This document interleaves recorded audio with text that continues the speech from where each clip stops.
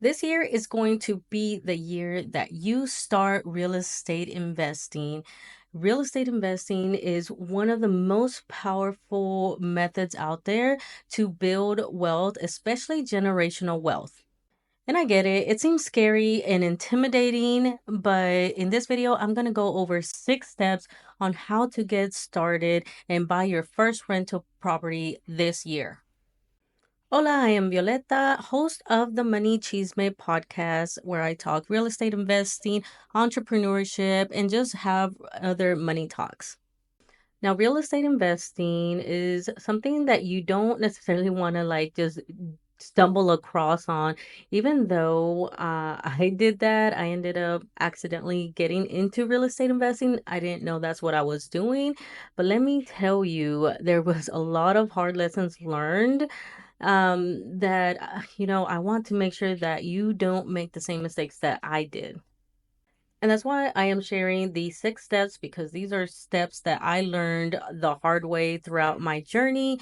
And I'm sharing them with you so that way you can get out there and buy your first rental property, but also become a successful real estate investor. So number one, before you even start about buying your first rental property, this is where I failed, was that I didn't have a vision, a goal, and I didn't have the right mindset.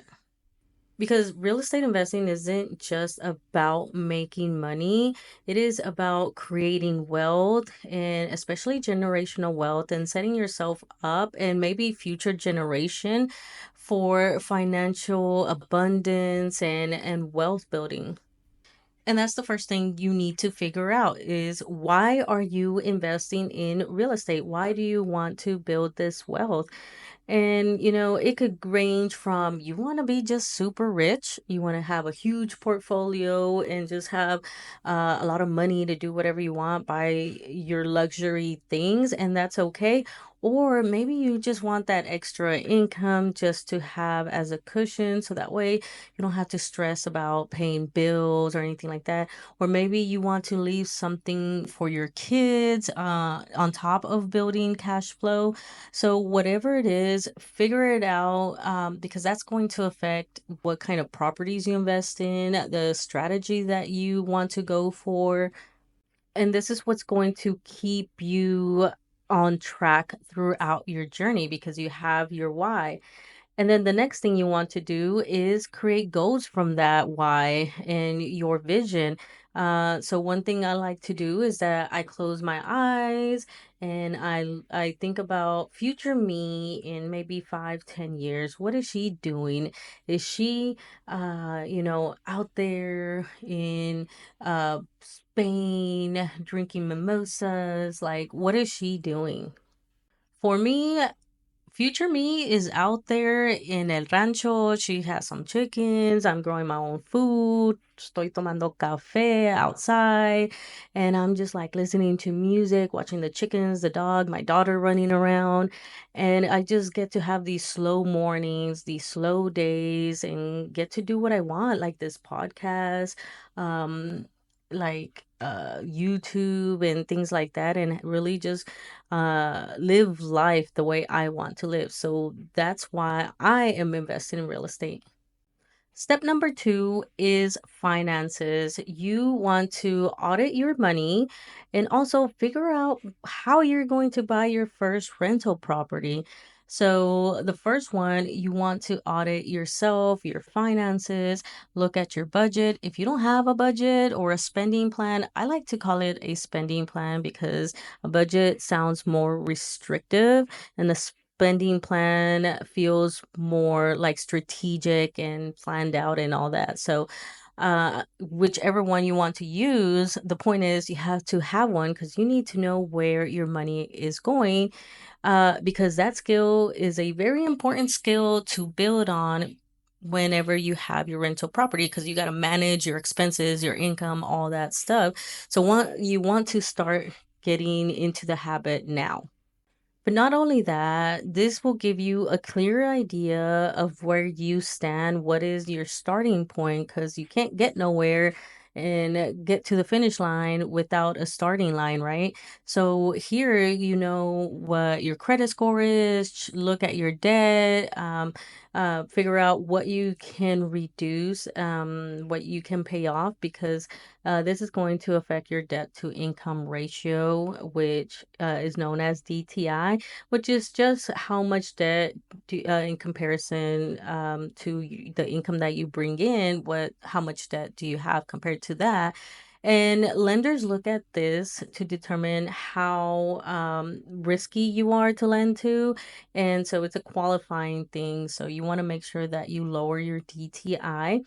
And you want to look at your credit score, pull that credit report, go through it, and make sure that everything that is in there is yours.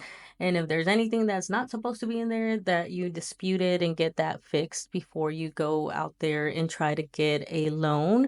And you know, if you don't have a good credit score, you build up to it. Like take your time in fixing these things and setting your foundation. It's not a race. You will get there. You just need a little bit more time and just fix your credit.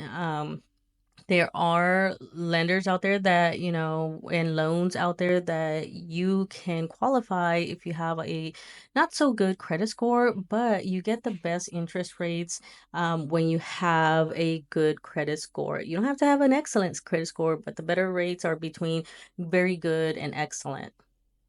The other thing to look at is, do you have enough for a down payment? How much do you need for a down payment?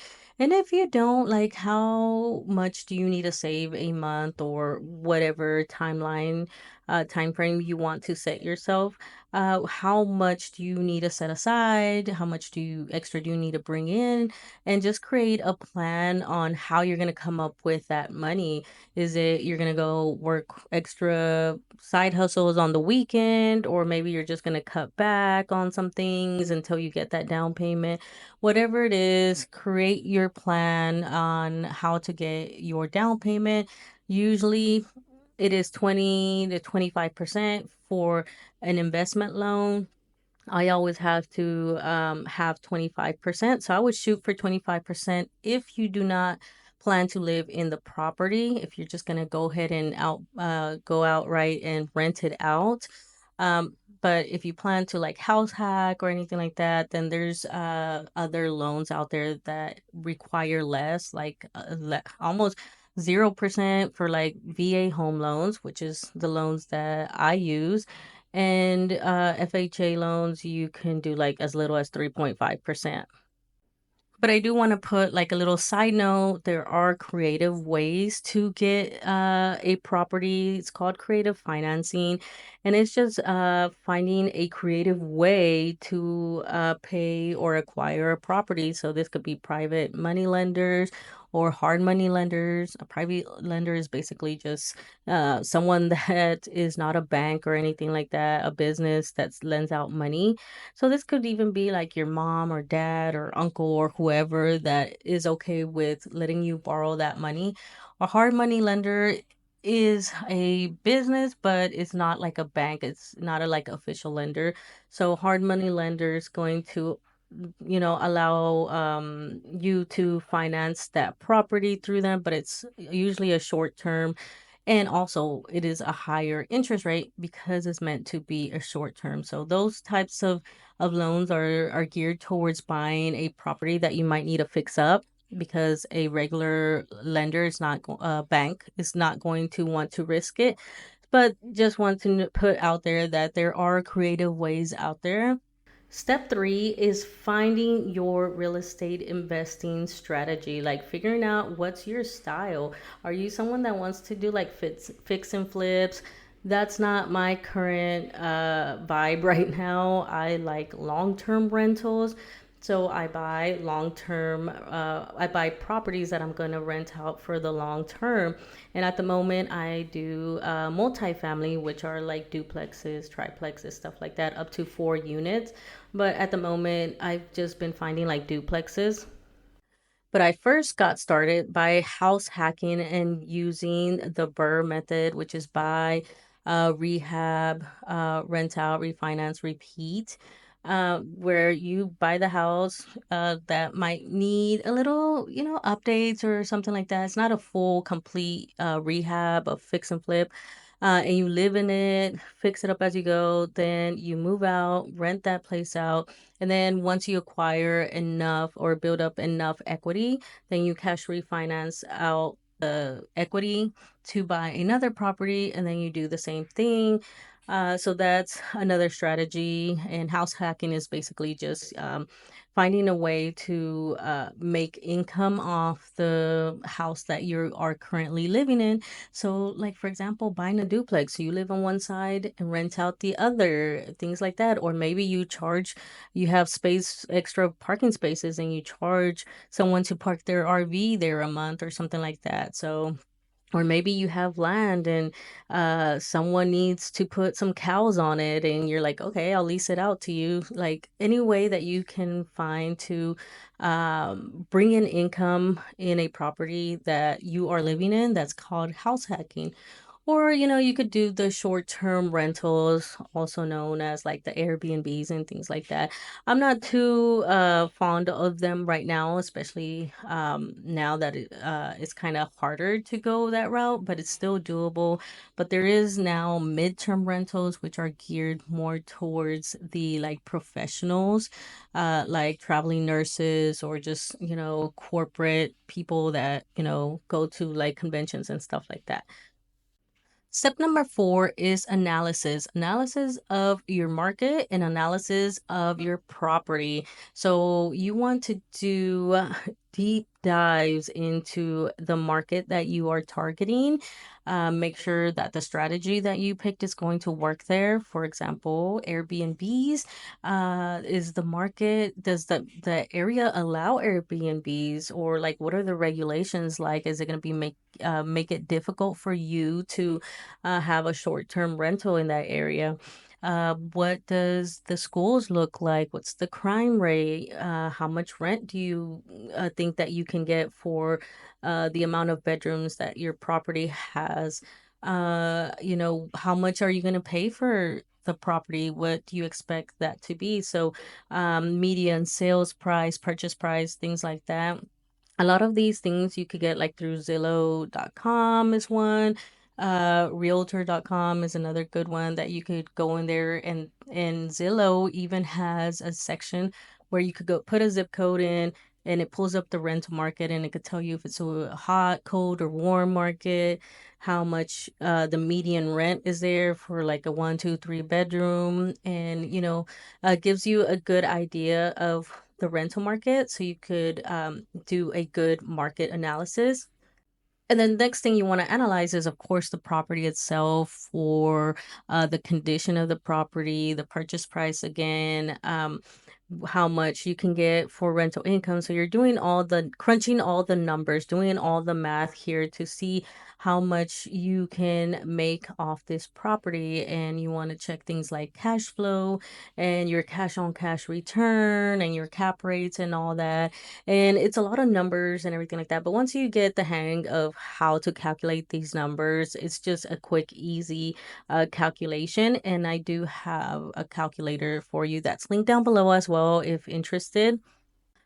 Step number 5 is your team and property management. Like, a lot of people forget about the team part because you think that, okay, I'm gonna manage this property myself, or I'll just have a property manager and that's it. They do all this stuff. But there's a lot of moving parts that, if you're gonna manage yourself, that's a lot of people that you have to manage. You gotta have like a handyman, a plumber, insurance person, a realtor, like contractors, because your handyman's not gonna be able to do everything, or you might not be able to do everything because some things require licensing and all that stuff. Um, so you have a lot of people that you have to work with and hire. So building a team that you trust, takes some effort. Interview them, interview several people, and just keep track of them. And especially like property inspectors, I use the same one all the time because I've built that trust with them and I trust his expertise. There's an insurance person that I work with, a realtor that I work with. Just make sure that when you are finding these people that you're asking about like their experience, do they have experience in what you're trying to do? Because there's a realtor that just sells houses for first time home buyers or people that are buying homes for themselves. And there's a difference between a realtor that goes out there and finds investment properties for you, because they have to have a more detailed eye when they go look at these properties or show you these properties and things like that. And I will say one tip that even if you want to manage the property yourself, always do your numbers as if you were going to hire a property manager, because you never know if later down the line you get tired of managing it yourself and you need to hire a property manager that has you covered to already have that included. And then as far as property management, of course, you have to know how you're going to screen your tenants, how you're going to find your tenants, how are you going to collect rent, how are you going to, take their maintenance requests and, fulfill those maintenance requests. And what about evictions, all the legal stuff. And like, there's a lot that goes into managing your properties and a lot of legalities, which is one of the reasons I will always use a property manager because that's an extra safeguard for me. And then also it's a lot of work. Like I want this to be as passive as possible. And so far it is. I just, get the monthly statements from them and just random maintenance requests that they'll ask me, and just when I have to set up the property. Um, that's most of the work that I do besides, finding and buying the property, and they take care of everything. And I just, get the statement every month and collect my money, right? But there is still some management that you want to make sure that you're doing, and that is tracking how your property is doing. So they send me statements every year, but there's still a few things that are not included. So it doesn't calculate, how well my property did that year. So that's, how I use cash on cash return, which I calculate myself based on, how that property did throughout the year. And so that helps me keep track on, hey, is this rental property still making me money, or is it, dragging? It might be time to sell it and or do a 1031 exchange, cut my losses, do a 1031 exchange, and then buy another property that's actually going to be profitable. So there's a lot of management to still do, even if you have a property manager. And the last step is creating your 5-year plan, like thinking long term.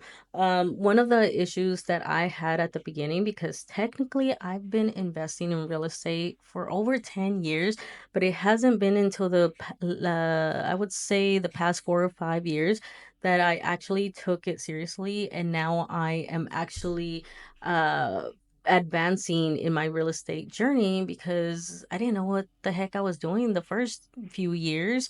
And well, the first few years I didn't even know it was real estate investing. Then I figured it out, and then I was, just buying every duty station that I went to and then renting them out. But that wasn't a very, I mean, it was a strategy, but in order to accelerate a little bit faster, I needed a different strategy, which is what I'm following now.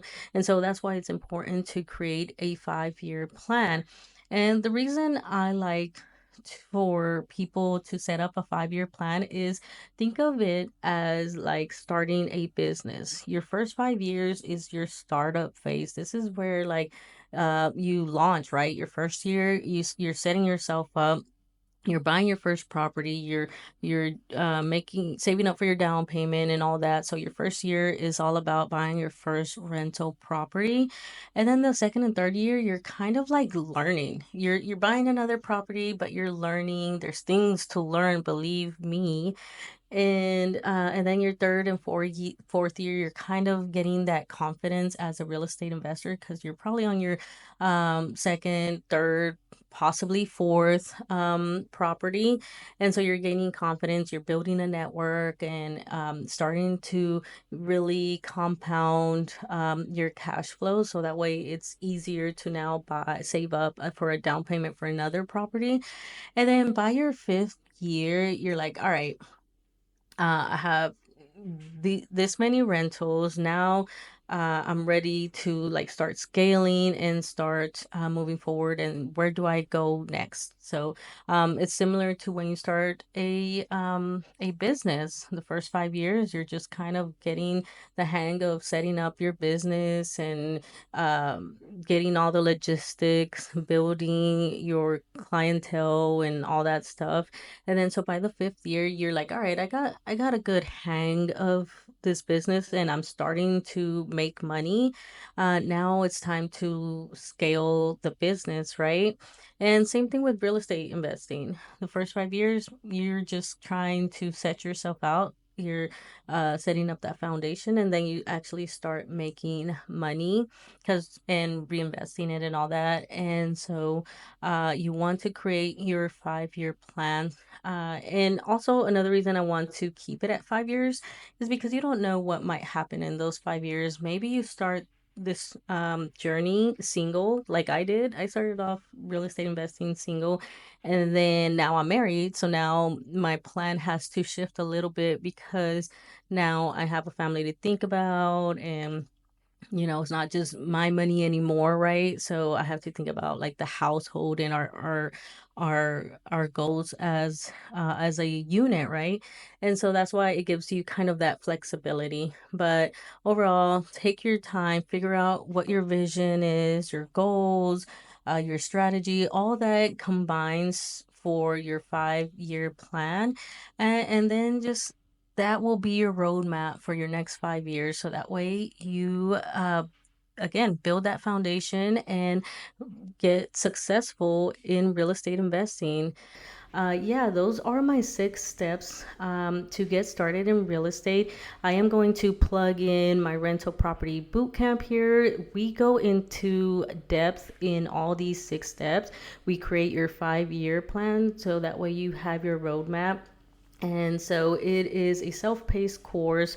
Again, we go through every single step in detail, and each one has its own worksheets. You also have included my rental property calculator, my rental income and expense tracker, where you can track all your properties, and it will automatically calculate like your cash on cash and how much profit, and track all of that to see how profitable your properties are doing. And I also have a money plan. It's a monthly tracker, and also has a yearly tracker, which has your net worth tracker, a debt tracker, and of course where you're spending, where your money is going. So all of that is included in the course, along with a workbook, worksheets, and all of that.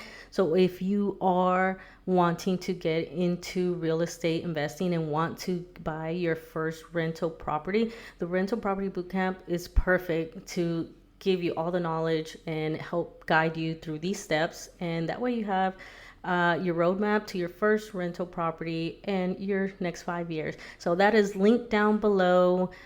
Check it out. But other than that, if you have any other questions, feel free to DM me or email me. All my contact information is listed down below. But I will see you in the next one. Bye. Thank you so much for listening. Don't forget to like and share this episode so others can also find this podcast. Don't forget to follow me on all my social medias listed in the show notes below, where you can also find resources to help you in your financial journey. If you're interested in becoming a guest on the podcast, you can find that information in the show notes. Other than that, thank you so much for your support, and I will see you in the next episode. Bye.